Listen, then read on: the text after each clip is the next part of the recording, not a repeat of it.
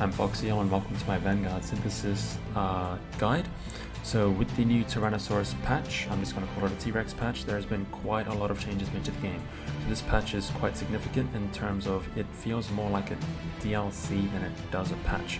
So that said, if you haven't played the game in a while, I do recommend definitely checking it out again. The patch is free.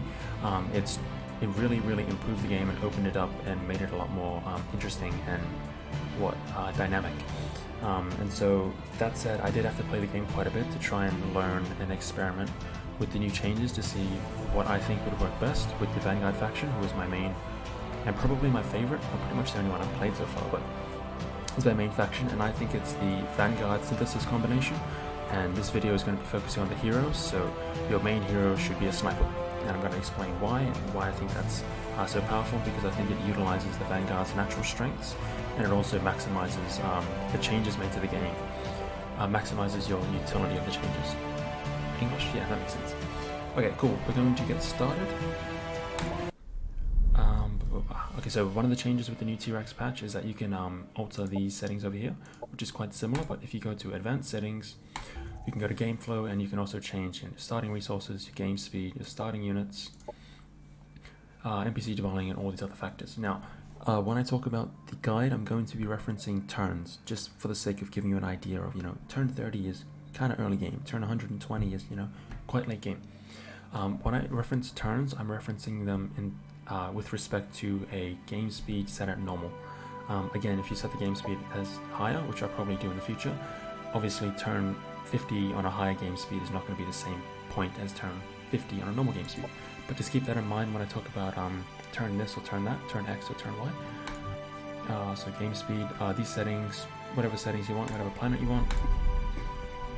So Vanguard and synthesis. Now, this build can work with any secret technology, but synthesis definitely allows you to reach your power spikes sooner, and it synchronizes with the build the best.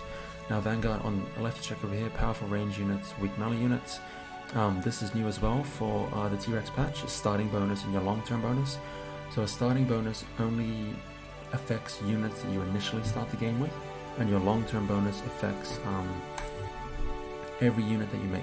So every race has, if you see on the right, starting bonus 25 influence, long-term bonus +1 doctrine slot. So every race has a different set of starting or long-term bonuses. So just go back to here. So that's one of the other cool changes for T-Rex patch.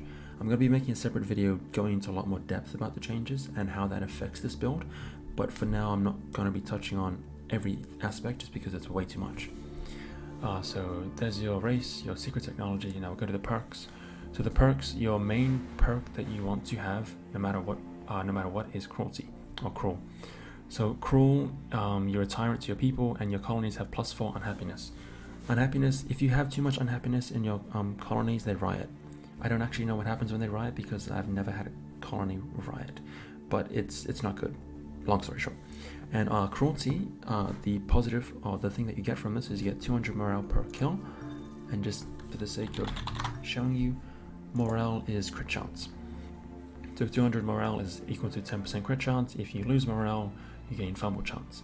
Fumble chance pretty much makes you miss, and if you miss, you have the chance of hitting a unit that's near the target from memory. Anyways, you get crit chance per kill, and the cost is your colonies are more unhappy. One of the other changes with the T-Rex patch is that your colonies now, each colony has 2 happiness slots unlocked from the beginning. Pre-T-Rex, so like before this patch, colonies had 0 happiness slots, in which you were forced to build the tier 1 happiness building relatively early, or else you would risk your colonies rioting. But now that the game has removed, or has added 2 happiness slots, I should say, it's a lot more forgiving in terms of keeping your colonies happier, which in turn means that this vice is not, the negative effect of this vice is not as powerful as it used to be in before the T-Rex patch, because now it's easier to keep your people happy. So you get the bonus crit per kill, and you also, it's quite easy to manage your unhappiness, or it's manageable, I should say. So you want cruel as a vice, cruelty. Your other perks are a bit more flexible depending on how you want to play.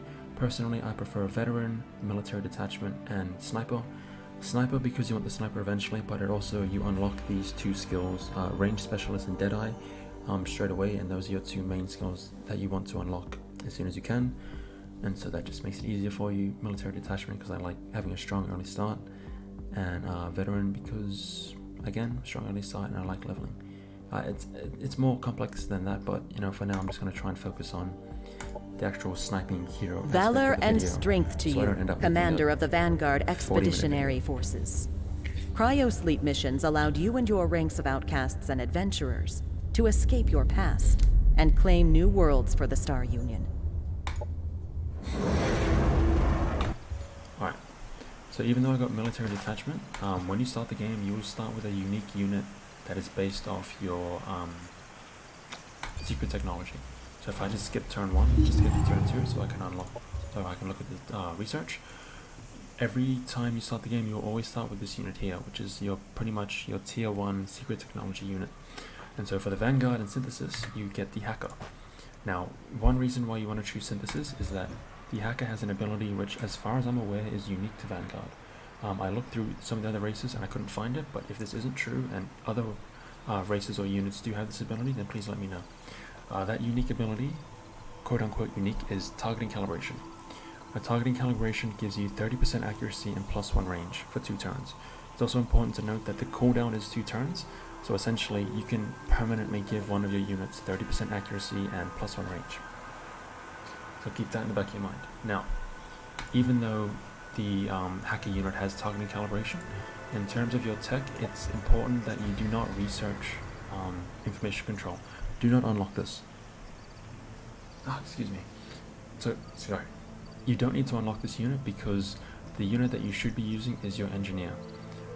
Why? Because your engineer has the same skill. Your engineer has targeting calibration. Actually, I'll just show you. Engineer. So your engineer has targeting calibration, which is the exact same as the Hacker, but you also have repair tools, which gives you 30, you heal a mechanical or cyber unit for 30. Now, the reason why you don't want to unlock Hacker is that the heal for the engineer is going to be, it's going to play a much bigger role in terms of maintaining your mech units later on in the game than unlocking Hacker. This is just a preference because of how I play, and also because Vanguard is very mech heavy and they don't really have too many biological units. And also the hacking, like, it's not, it is useful, but personally I would just prefer to have the engineer to heal my tanks, because my tanks become later in the game, they're like the main, they do a lot of damage, to put a long story short. So now, that's your units, so that's your Hacker. In terms of your skills, because I took Veteran, I get 10 points. If you didn't have 10 points, the order in which you want to unlock these is Field Medicine. Always Field Medicine first, it's just good for a passive heal and keeps your units HP out. Then you want to prioritize Deadeye and Range Specialist. Now generally, I'll just get Vitality 1 because it's cheap, and 10 HP is, it's better to be safe than, sorry, that's the expression. So I'll take 10 HP and then I'll focus on Deadeye before Range Specialist, because I prefer to have the crit than I would prefer to have the 10%. That's a preference. Either way, these two should be your first skills. The other skill you eventually want to unlock as soon as you can will be, Martial Inspiration. So as soon as you get to level 4, try to have enough points for Martial Inspiration, because that's an extra 10% crit.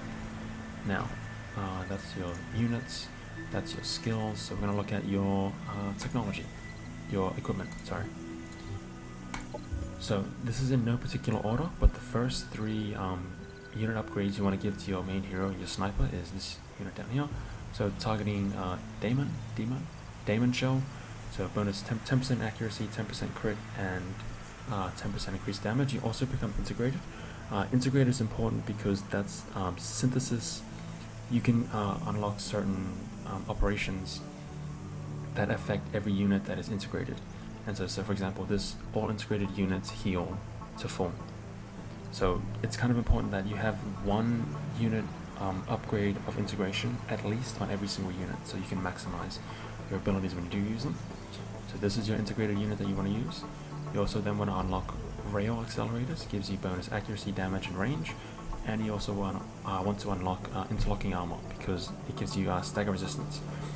Now stagger resistance is important. You can be staggered still if you have stagger resistance, but that requires someone to have massive impact. The easiest way to explain that is to go onto game concepts. So feel free to have a read of this. Basically what it says is that there's powerful stagger abilities called massive, and then there's normal stagger abilities called high impact. If you have stagger resistance, you can only be staggered by something that has a powerful stagger. Now generally in the early game there isn't really anything that has a powerful stagger, or if it does they have to invest a lot of resources to do so. So more or less this upgrade allows your sniper to always guarantee that you can use your sniper, because you need 3 action points. So again, it doesn't matter what order you unlock these 3 in, but I do recommend these 3 are your first technologies or upgrades that you give to your hero. And so just for the sake of putting it all on the screen for you, don't get overwhelmed by all of this. All of this is what I've already explained. I've just put it into a notepad, so feel free to pause it and carry on. I'm not really going to touch on this because I've already just explained it. I've summarized it all the way at the bottom. By turn 20 or 30, if you've unlocked all of those skills, you should have 40% damage, 50% accuracy, 50% crit, plus 10 per kill, plus 2 range, and resistance, stagger resistance.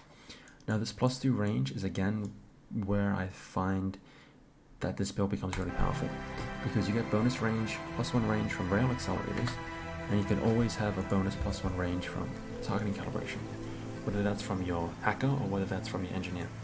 And what this means is that your sniper sits at pretty much a passive 11 range, and 11 range, as far as I'm aware, outranges everything in the game. Again, don't quote me on that. If there is something that has more range than 11, please let me know. There's probably other things that can reach 10 or 11, but long story short, if you have 11 range and you're doing the amount of damage that you will start doing once you start getting to crits, because again, if you're on 50% crit, and you get another 10 per kill, 60, 70, 80, you start doing like massive chunks of damage. And if I made a mistake here, please let me know, because as far as I'm aware, this is the correct quote-unquote math, but we'll move forward. So we've done the tech, the upgrades, we've done the abilities, and the hero. I think that's all of it for the early game. We're going to now look at a late game fight. So I have 2 late game battles that I just wanted to show you, and then I also wanted to let this play through what's it called, auto combat. That's the word. So if you look at this, if I just zoom out, don't take too much notice of all these symbols, just look at the colors. So orange, this is my main base, and I started here. I have this much territory. There's a player to my east, and there's a player to my north. Now, why I'm pointing that out is that this is turn 107. The only reason I had to wait this long is because AI is running aggressive. Anyway, keep going. Turn 107, we're going to attack him. This is completely unfair. I have almost double his power. Actually, no, I have more than double his power. This is me knocking on his headquarters. And so I'm probably not gonna... Well, I could show this, but it's that much of a stomp that it's kind of just watching me obliterate them that in a way that's not too interesting. I'm not really sure if it is. What I just wanted to show was that this is turn 107, and that's the territory that the enemy has. If I skip forward now to another battle, which is one I'm going to go into because it's a lot closer. So that was turn 107. This is going to be turn 120. So this is 13 turns after that battle just then. I had a player to my east and a player to my north. So if we zoom out, the player to my east, I defeated them, and the player to my north, I raised all these colonies here, and I'm about to do the final battle for this light blue player. And he's pretty much flanked me with all of this. And if we go into... Hello?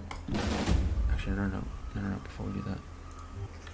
I'm just going to show you the technologies. So I've pretty much unlocked mostly everything in the game. Mostly everything in terms of both military and in terms of society. Just to show you what the hero should be looking like by the end of the game. Your main hero. I got lucky by getting a sniper that was tier 4, so kind of assume that you don't get that. You want to be using the final 3 upgrades for firearms. So if we go into firearms, you want to be using relativistic projectiles, which lets you cause concussion to the main target you're hitting. Concussion is another word for stun. and it also lets you stagger everyone around them with a normal stagger. It's not a powerful stagger, it's a normal stagger. So if they have stagger resistance, they won't be staggered. So 30% damage, and you get AoE stagger and a chance to stun. This ability gives you AoE burning. Sorry, no. It gives you 75% of damage dealt. So because this build focuses on crit and you get quite a lot of crit, if you attack a main unit and crit that unit, you do a bonus 50% damage, right? And then if you do 75% of 50%, the units in the adjacent hex will take 112%, which is still more than your normal attack.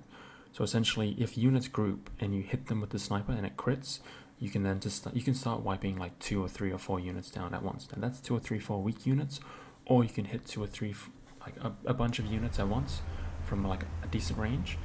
You can give them a dot, because this ability gives you a dot. You could stun the target, that's the main target. You can also stagger the targets around it. The next ability, the next upgrade you want is kinetic phase. Now kinetic phase dodges, ignores accuracy and bypasses shield. I'm going to make a separate video about this, talking about the utility aspects, but when you look at the equations for how damage is dealt and what role shields and armor plays in this game, it'll become much more apparent why this upgrade is very important. The final ability you want to unlock is your defensive upgrade. So if you remember from early game, I said you wanted this. You wanted demon shell, rail, and stagger. Interlocking armor. You want to sell interlocking armor, and you want to unlock total network integration. Now remember, because we're only using these 3 upgrades so far, we do not have anything that makes our hero integrated. So if you remember, you need to be integrated to utilize the synthesis's certain synthesis operations. So because we've gotten rid of stagger, we can solve both of those problems by giving us this upgrade here. This gives us we're immune to stagger, so it doesn't matter what they hit us with. They'll never be able to stop the sniper. They can only stop him by killing him, or by stunning him, or causing some sort of other morale effect. And you also get revived at 25% health, and you also get +1 armor, and you also get integrated. So again, for your final upgrades, you want the last 3 in firearm, which is this one, and this one, and you want your defensive upgrade, which stops you from being staggered. Now again, I'll go into these other heroes later about why you want tank and why you get all these. That'll be a separate video. Now, let's jump into this. Actually, no, we'll look at one thing. Oh, sorry, I forgot to touch on this in Operations the previous available video, for priming. You want to unlock, where is it? No, wait, sorry, excuse that, sorry, I'm getting confused. So this battle here, we have, the enemy has 1,200 more power than I do. Right, so it's a high risk battle, so I should be losing this. But if you auto combat it, I have this unit still alive. He just lost his vehicle. I had what, 1, 2, 3, 4, 5. Wait, 5 losses in a vehicle. Now, in general, the rule of thumb is that you should be able to play better than the computer. So I could manually play this and show you why it is stronger, but I'm going to replay and let the AI at least play the build and give you an idea of just how useful it is. So now, why I think, I'm just going to talk over it while it goes, why I think the build works so well is that Vanguard are inherently weak at close range. And so giving such power to the sniper means that by the time they walk into range of you, they've already taken a significant damage, especially if it's AoE. If they try and rush you, you can AoE burn, stun, stagger, burn, stun, stagger. And also I didn't touch on the abilities of the hero. I should have done that. Okay. I'll look at the abilities of the main hero after the fight. There's a bunch of abilities that also help the sniper build. But for some reason the AI just lost 1 infantry unit by putting it within range of being attacked. Yeah, because this is the replay of the auto combat. Operations ready. Enemy neutralized. So you get 1 shot. Enemy destroyed. You're dead.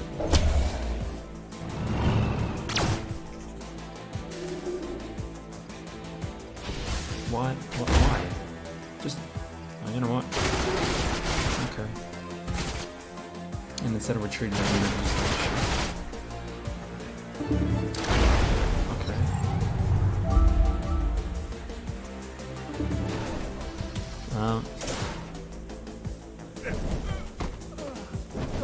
okay. Unit destroyed. Just suicides. More or less 2 units. Unit has fallen. Straight up 3, almost. Okay.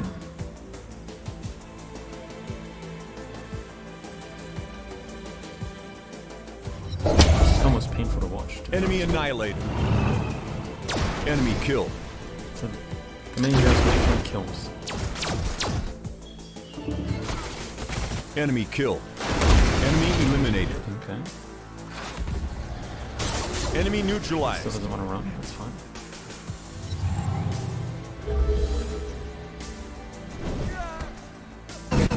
Unit has fallen. Unit down. How does this guy not die?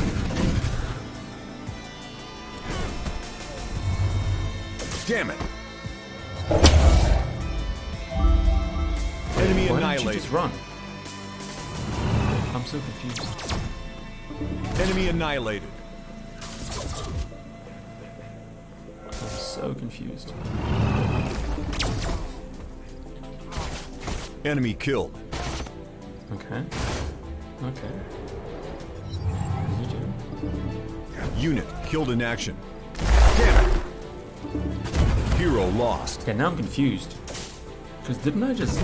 Unit killed in action. Isn't this a replay? But when I done auto combat, Enemy it didn't killed. die. I'm lost. Enemy killed. I'm so...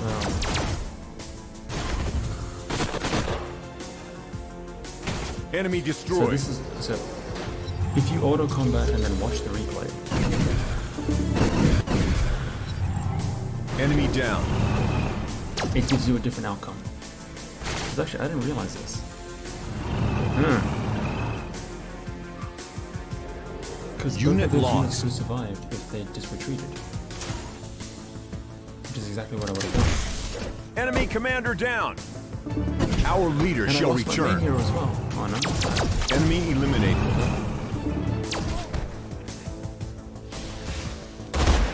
Enemy neutralized. That is... They never stood a chance. That was heartbreaking to watch. Oh wait, he's... Wait a minute. Didn't you die? So even though you died, I'm pretty sure I saw you die. Okay, you know what? Now I'm confused. This is not part of my plan. Either way, just for this sake, I could have manual combated that, and it would have taken me about 10, maybe 15 minutes, and I would have had a lot less losses. But this is to try and highlight the power of the sniper build, and that your main hero becomes this almost killing machine. That the more he kills, the more crit chance, or he or she, the more they kill, the higher their crit chance. The higher their crit chance, the higher their damage, and because they're doing AoE damage, you start to just melt through the enemy. And then you end up just putting a bunch of tanks in front of them, and it's just all of a sudden the AI can't really do anything. So that's the build for now. That's just the hero aspect.